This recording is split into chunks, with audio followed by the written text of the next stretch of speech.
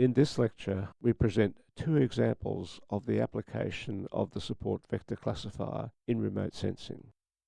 We start with a simple example using a segment of QuickBird imagery recorded in 2002. The image segment consists of 500 by 600 pixels with 4 bands of data as shown in this slide. Several cover types are evident in the image. Two of the information classes each consist of 2 spectral classes. The support vector machine was trained on the identified spectral classes. As required, the authors chose a set of training pixels, in this case as fields of pixels, and a separate set of pixels, again as fields, to be used for testing the accuracy of the result of the classification. Here we see the numbers of training and testing pixels for each spectral class used by the authors. The next step is to design the classifier, including the choices of kernel and multiclass strategy, and the values of the kernel and regularization parameters. The one-against-one multiclass strategy was used, which required 36 different binary SVMs. A grid search procedure is commonly used to find optimal values for the kernel and regularization parameters. In this example, a slightly simpler approach was employed, which involved 2 linear searches as described in the slide. The same parameter values were used in all 36 classifiers. This slide shows the results as a thematic map and as a table of class-by-class accuracies. Overall, the average accuracy was 76.9%. Although the water class was handled perfectly, the performance on the rock and bare soil classes was quite poor and would not be acceptable if those classes were of interest in practice.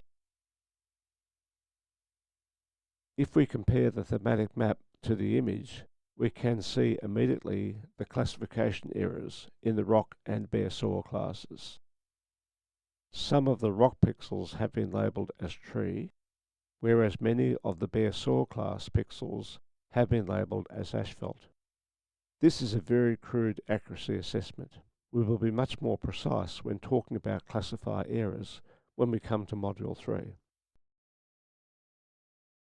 We now look at the results of a classification of hyperspectral imagery, a problem for which the support vector machine is said to be more suitable than most other classifiers.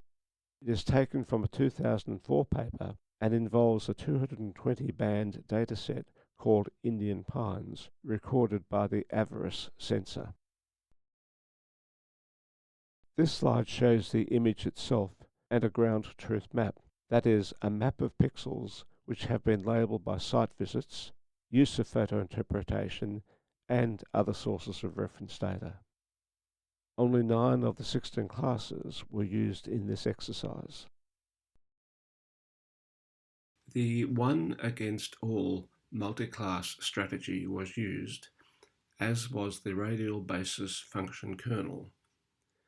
By running a number of trial classifications, optimal values of the regularization and kernel parameters were determined.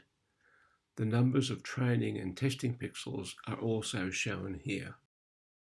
Although we don't have a thematic map in this case, we do have a table of accuracies showing remarkably good results on all classes. Note the interesting sensitivity analysis, which, at least for this example, indicates that the performance is not strongly dependent on getting the values of the kernel and regularization parameters exactly right.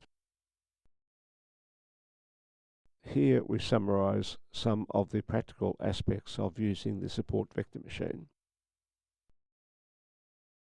Here we ask you to look at the support vector machine compared with other classification methods.